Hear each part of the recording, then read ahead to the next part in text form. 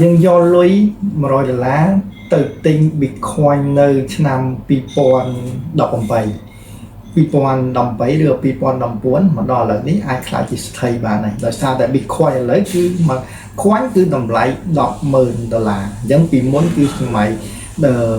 2018គឺតម្លៃត្រឹមតែប្រហែល$100នេះឥឡូវវាឡើងរហូតដល់$10,000អញ្ចឹងអូខេមកឥឡូវយើងមើលតើ Bitcoin គេបង្កើតមក Bitcoin បង្កើតមកធ្វើអីគេហ្នឹងហើយ Bitcoin ហ្នឹងពេលយើងចង់ទិញចង់លក់ហើយយើងចង់ transfer ឬក៏ទូ Bitcoin យើងធ្វើវាមិនមកឥឡូវយើងមកភាសាអស់គ្នាទី1យើងត្រូវយល់ថា Bitcoin ហ្នឹងគឺជាអីគេមក Bitcoin ដែលយើងពាក្យសាមញ្ញដែលយើងនិយាយថាលុយអេឡិចត្រូនិកលុយ digital ហ្នឹងវាអត់មានរូបរាងទេវាជាលុយវាលុយមើលអត់ឃើញណាដែលយើងអង់គ្លេសយើងហៅថាជា digital currency ឬក៏ cryptocurrency ដែលយើងនិយាយថា crypto ហ្នឹងគឺបានន័យថាលុយអេឡិចត្រូនិកលុយ digital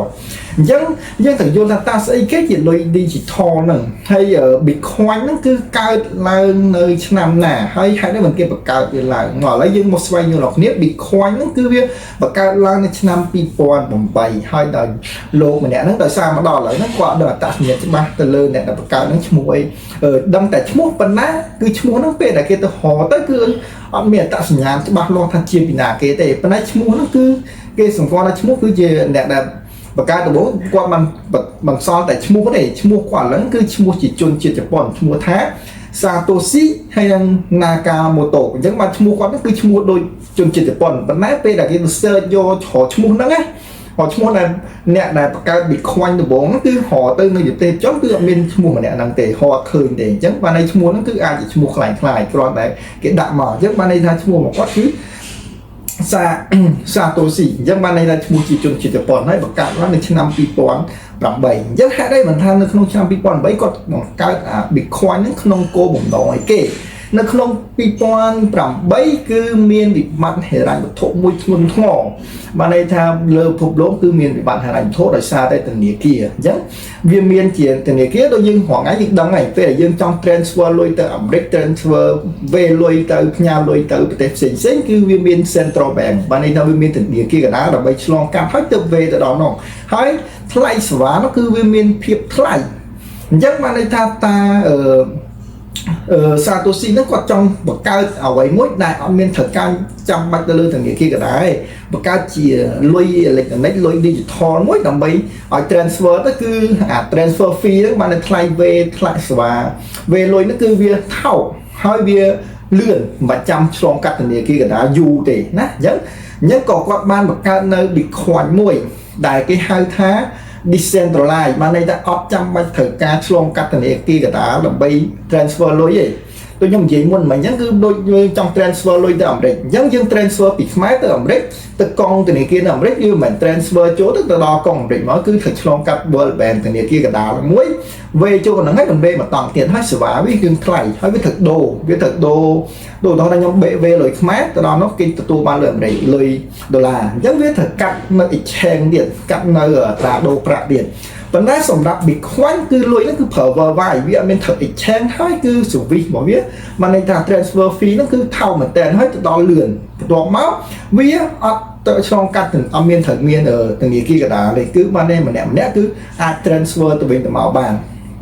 តាអញ្ចឹង Bitcoin លក្ខណៈសំខាន់របស់វាលក្ខណៈវាគឺគេបង្កើតវាឡើងទី1វាតា Satoshi ហ្នឹងគាត់បង្កើតគាត់ចង់ឲ្យ Bitcoin ហ្នឹងគឺបានន័យថា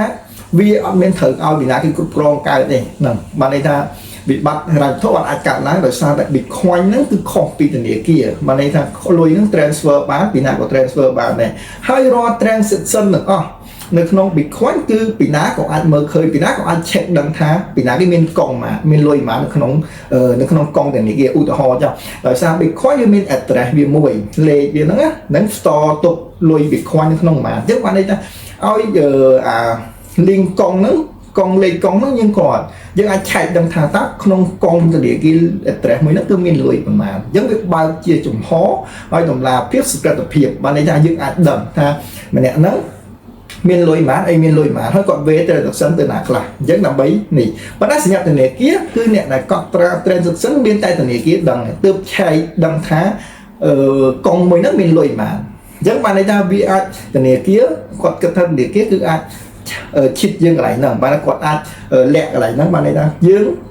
thọ mà ná này căn con thọ mà ná này phần này kia u thọ nhưng phần này kia về thọ mà ná cứ dương ở đây chạy đâm thắt tá không con mà nó cứ miên lôi của mà này bạn đấy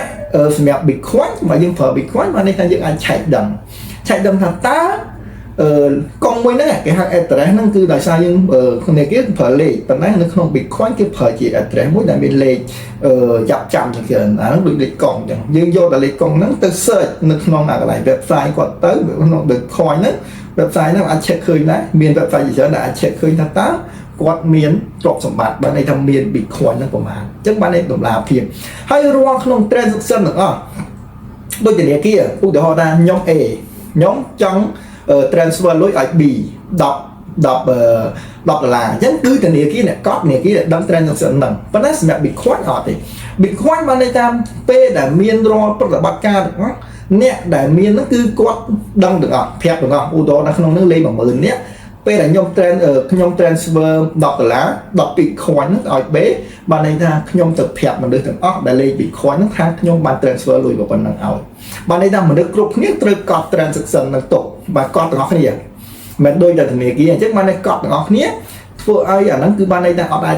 có họ bán nó có đầm được à tôi lui mình đang so má này má còn lui transfer nó có cái đặt ở mà này ta đặt ở đôi cái chọn mồi nhàng cứ mơ đầm thà lui có so vào má chẳng hạn đấy mình bị khó cái phần là 20 tiền là ấy ở tẹt tông cho mồi năng zero mà trong tới quạt bị khói từ lơ khói nó cứ cái phở từ lơ biết là decentralize sẽ dân mà tẹt tông cho mồi năng admin thì là cái group là cái đá này bạn này ta user mùi nè là can bị khói nó cứ còn transfer ở kia từ bên nào bán đó mình chăm bắt long từ nhà kia cái đá đứa có ai cái đá mới cứ còn transfer đàn đòn và từ nhà kia không kia tại to mỗi ca transfer nơi từ nhà kia cứ transfer bị mấy từ nhà kia cứ tìm mua và dân trong transfer mà cứ ban transfer cho từ nhà kia cái đá từ nhà kia cái đá nó vừa ở từ Malaysia đứa có Việt Nam đứa có chân này sân tầng chứ châu mà này châu mà cái đá sân đưa go ai xây cái đôi dương chẳng dương đây thì kia về nhưng trong transfer năng tới ao bạn này dương mà transfer bị dương tới e món này tới b món này cứ dương thật long cắt e bé rất thao bật e bé về lùi nó tới áo e áo b tam ca để dương phép thằng ô nó trong về lùi mà mới áo e chẳng dương thật chặt e bé là nhóm bạn về mới áo e viêm bạn tha transfer directly với mỗi e hay b chẳng để nó cứ nó cứ tẹt tông cho mỗi nắng từ này kia cái centralize mà bên từ này kia cái đà xem mẹ bị khoan bị ọt thì cứ nhung trong transfer nhắc không transfer này năng đệm đòn 700 slong cặp ấy từ này kia cái đà đây mình đã tuột slong về tới đóประเทศ Nam môi các bạn này nơi lừa phục lộn nè ao nằm nè nó có miền bị khoan còn về bị khoan như thế là ao chẳng vì ở miền thời cả ít chè ngày điện nói sao khoan cứ vương phở bàn vườn mà hay ở miền thời đồ ta nhung về bị lôi ẩm break tôi về lôi chết thấy về miền Svi thay về đang mùi hết thử về từ lợi chèn tiệt đồ từ lợi tra cà đồ bạc tiền chẳng biết lại đó nằm ngồi hình hai dương trăm p đó bị khoai là lấy dương tiệt to như mỗi nó bị khoai đó ở p là dương trong được tua bị khoai nhưng được tua bị khoai hình chậm chi được tua dân dân thời tua dân thời miền wallet mùi cái là digital wallet bà này là cái bộ lưới bài chia digital cái bộ lưới nữa dân dân miền là nó tự dân ai được tua bàn từ cái anh về chùa mắc cứ dân được tua bàn dân phiệt chớ là lấy dân miền từ lơ thì mỗi miền phở lơ bài nắn miền chiều wallet đấy hoặc phở chỉ mỗi năng ở khoản bé rồi có trust wallet rồi có ASEAN tiết đại dân ai và cả chiều wallet năng bàn hơi dân ai được tua bị khoản hơi bị khoản đằng bay được tua với miền pi và phê tí mỗi dân ai tình nè rồi từ lơ dân châu từ không bài nắn rồi khoản bé hơi dân cả account tới dân ai tình nè rồi từ lơ platform bạn năng cứ dân ai tình bị khoản nhé mà đặt chỗ vào dân không wallet của bộ digital wallet và dân bàn mùi tiết cứ dân ở đấy cứ dân tại cái hai gì thầm mining nó chỉ khoản nhá chẳng dân ai mới cái dân ai chỉ khoản bên đây gọi là chỉ khoản nó cứ dân thở ca phở mà sân công tớ đại miền tùng hông CPU thông để ai cất màn lươn và sao đây nó không nó cứ bây giờ dân trong chỉ khoản mining nó cứ dân thở từ mơ nó không của mình tại sao nó không ta chỉ pon bạc ca bố nó quạt man bạc ca chịu vài pet pò mũi là trên chiều của muốn hay nâng trên chia ở vậy mỗi đại gia bây giờ dân được chích miên thế có kèm cả vẫn gọi là chích miên nhưng mà họ tí tán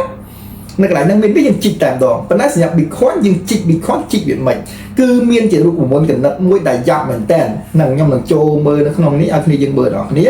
dân chích nó không nợ châu vai nó tớiនៅក្នុង website Bitcoin ហ្នឹងគឺចូលកន្លែង white paper ទៅហើយវានឹងមានចេញជា report មួយដែលមានច្រើនភាសាយើងអាចមានភាសាចិនភាសាអង់គ្លេសភាសាអារ៉ាប់ភាសាអីនោះមានច្រើនគេអាចប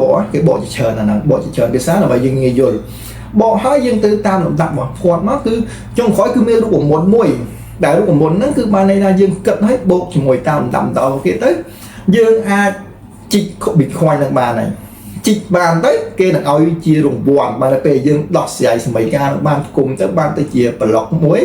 ហើយបន្តនៅ chain ខ្សែច្បាប់មួយទៀតទៅគឺយើងបានទៅជាអីបានជារង្វាន់បានន័យថា Bitcoin ហ្នឹងគឺជាកម្មវិធីមួយពេលយើងដោះស្រាយសម័យកាលដោះស្រាយលំហាត់នឹងបានធ្វើតាមគ្រប់គោលការណ៍គេទៅគេនឹងជាឲ្យជារង្វាន់ទៅជា Bitcoin ឲ្យយើងអាហ្នឹងអញ្ចឹងអាហ្នឹងគេហៅថាជីក Bitcoin ជីក coin ជីកកាក់អីហ្នឹងអញ្ចឹងបានន័យថាយើងត្រូវដោះស្រាយសម័យកាលកណ្ដិតមួយដែលខួរក្បាលមនុស្សដោះស្រាយអត់ចេញទេគុំសម័យកាលហ្នឹងគឺយ៉ាប់មែនតើខ្ញុំនឹងសូឲ្យគ្នាយើងមើលនៅខាងក្រោមអញ្ចឹងគ្នាយើងអាចមើលបានសម័យកាលហ្នឹងគឺយ៉ាប់មែនតើហើយគឺអាចប្រើខួរក្បាលយើងធម្មតាទៅគិតទេអញ្ចឹងគេត្រូវប្រើកុំព្យូទ័រយើងឃើញពេលដែលម៉ាស៊ីនគេ mining ជីក Bitcoin ឃើញរឿងមកបន្ទប់ឡើងពេញហ្នឹងបន្ទប់ពី3បន្ទប់សិលកុំព្យូទ័រទាំងអស់អញ្ចឹងកុំព្យូទ័រហ្នឹងបូកចូលគ្នាទៅវាទៅគិតឲ្យរូបមន្តហ្នឹងហរជីកមកបានមួយយូរអញ្ចឹងបានវាត្រូវប្រើកុំព្យូទ័រជាច្រើនហើយប្រើស៊ីភ្លើងនិយាយរួមជីក coin ជីក Bitcoin គឺត្រូវការភ្លើងត្រូវការអ៊ីនធឺណិតត្រូវការកុំព្យូទ័រដែលមាន CPU ធំដើម្បីទៅគិតបានន័យថាយើងគិតអត់ទាន់គេតែកុំព្យូទ័រយើងខ្សោយយើងគិតអត់ទាន់គេគឺគេយកទៅហើយដោយសារវាជារូបមន្តមួយដែលយ៉ាប់ហ្នឹងនឹកដូចគ្នានិយាយសារដូចគ្នាប៉ុន្តែសំខាន់គឺប្រកួតទៅលើជីក coin ហ្នឹងគឺដើមគ្នាជីកយកយ៉ាងគឺសំដៅទៅលើកុំព្យូទ័របើកុំព្យូទ័រយើងខ្លាំងកុំព្យូទ័រយើងមានច្រើនមាន CPU ធំហើយដែលអាចគិតបានលឿនមុនគេគឺយើងអាចទទួលបាន Bitcoin ដែលជារង្វាន់ឲ្យបានហើយណាបាទ